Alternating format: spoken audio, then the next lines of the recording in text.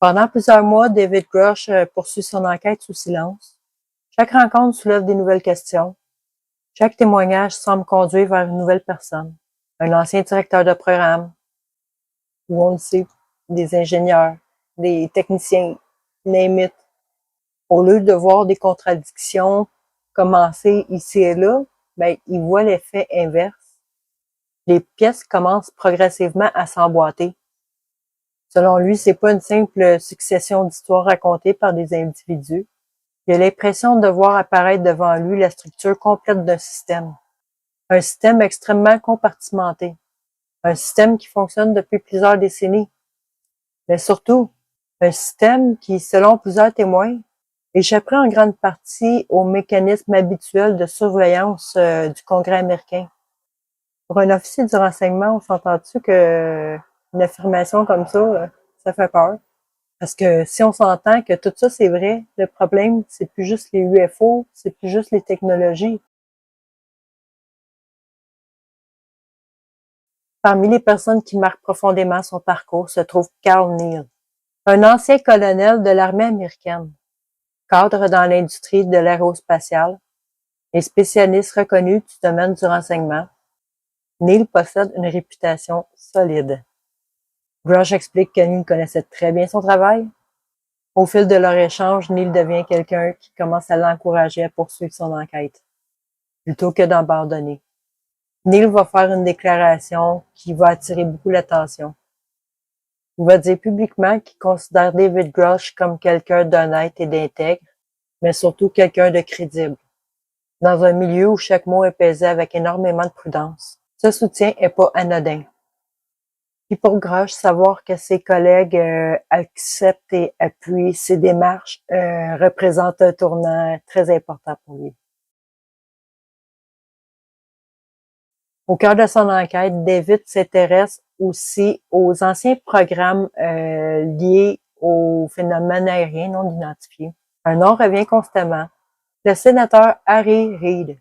Pendant des années, Reid disait comme quoi que certains phénomènes aériens valaient une véritable étude scientifique. Puis c'est notamment sous son impulsion qu'est né le programme AATIP, AATIP, Advanced Aerospace Threat Identification Program, rendu public en 2017. Grush explique avoir eu l'occasion et le plaisir d'échanger avec Reid avant qu'il décède. Selon lui, ces discussions renforcent l'impression que certains responsables politiques tentaient eux aussi, depuis longtemps, d'obtenir davantage d'informations que celles auxquelles ils avaient accès. Autrement dit, même les élus occupant les plus hautes fonctions du gouvernement américain semblent se heurter eux-mêmes à des barrières. Au fil de son enquête, David Grush échange aussi avec plusieurs scientifiques ayant travaillé directement ou indirectement dans des programmes très sensibles. Parmi eux figure Eric Davis, physicien bien connu dans le milieu de la recherche du gouvernement sur les phénomènes aérospatiaux. Mais Grush présente jamais Eric Davis comme quelqu'un qui vient confirmer toutes ses affirmations ou quoi que ce soit. Mais en revanche, leur conversation a participé à construire un tableau beaucoup plus vaste que ce qu'ils croyaient au départ.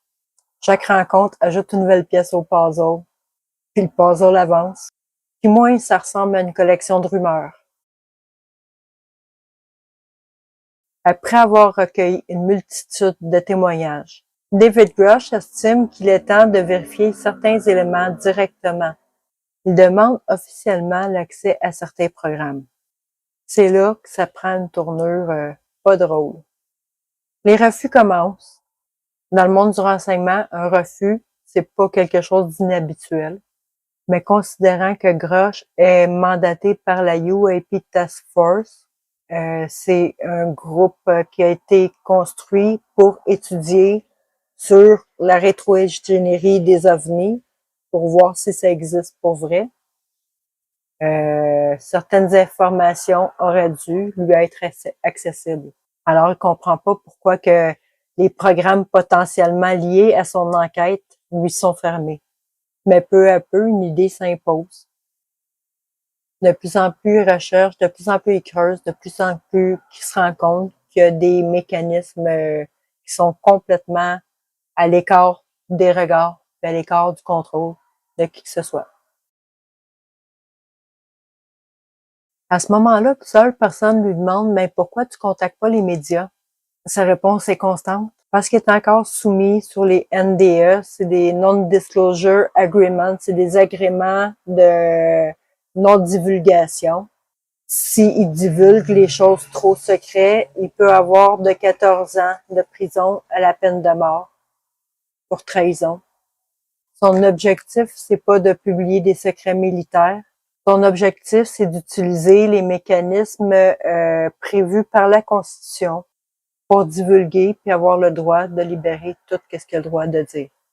Autrement dit, il préfère faire les choses légalement puis faire briser ce système-là de manière légale que de tenter de se retrouver en prison ou peut-être pire, même si ça prend plus de temps et même si le résultat est incertain.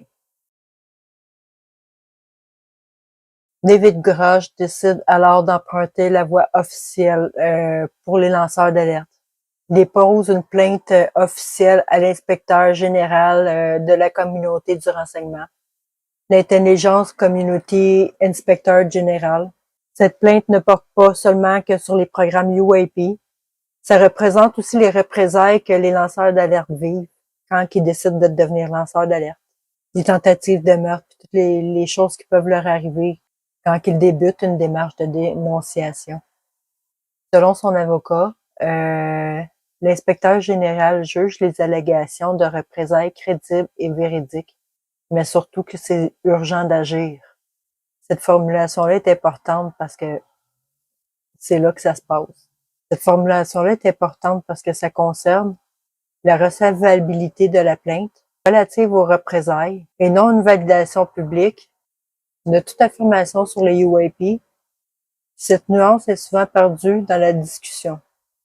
Pour Grush, cette étape est essentielle. Il veut que tout passe par les institutions. Il cherche pas à contourner le système, il cherche à l'utiliser. À mesure que ces démarches avancent, David affirme que la pression augmente. Il raconte avoir été victime de représailles professionnelles. Certaines personnes ont tenté de le discréditer. Il évoque aussi qu'il y a eu des pressions d'exercer sur sa carrière et un climat destiné à le décourager de parler et aussi décourager ceux qui veulent suivre son chemin. La plupart des témoins qu'il a rencontrés disent avoir les mêmes représailles, parfois pire, puis que c'est ça qui fait qu'ils viennent pas de l'avant. Certains accepteraient de parler puis de témoigner, mais seulement que s'il y a des manières de les protéger qui sont établies. S'il y a des mécanismes d'enclencher pour protéger les lanceurs d'alerte parce qu'ils sont en danger. Ils sont en danger pour leur vie, ils sont en danger pour leur carrière, leur propre famille devient en danger. Ça fait que d'autres refusent complètement de parler. Puis pour Grush, c'est un indice que le sujet dépasse largement le débat des ovnis. Après avoir suivi toutes les procédures officielles, une nouvelle étape s'ouvre. Le Congrès américain. Le 26 juillet 2023, David Grush prête serment devant les représentants élus. Ce moment marque un tournant historique. Non pas parce que ces déclarations prouvaient l'intelligence non humaine, mais parce qu'un officier du renseignement témoigne officiellement, sous serment devant le haut pouvoir législatif. Lorsqu'on lui demande s'il croit que le gouvernement possède des appareils d'origine non humaine, sa réponse est claire, oui. Lorsqu'on lui demande si des restes biologiques non humains ont été rapportés, il répond également par l'affirmation, tout en précisant qu'il s'agit d'informations récupérées par des témoins. Contrairement à ce que plusieurs imaginent, David Grush disparaît pas après son témoignage. Il continue à accorder des entrevues, participe à des discussions approfondies avec Jesse Michael, Joe Rogan, Tucker Carlson et plusieurs autres journalistes, animateurs. À chaque apparition, il affine un peu son récit, il y a des informations de plus qu'il peut divulguer, il apporte des petites précisions, parfois corrige certaines interprétations. Mais le message de fond reste toujours le même. Le véritable enjeu, c'est pas juste la question des UAP, mais la transparence du gouvernement. Après être devenu figure publique, David Grush choisit de continuer son engagement autrement. Il participe aux travaux de la Soul Foundation, un groupe de réflexion incluant des chercheurs, d'anciens responsables gouvernementaux, des universitaires et des spécialistes de politique publique, afin d'étudier les implications des phénomènes UAP de façon sérieuse et multidisciplinaire.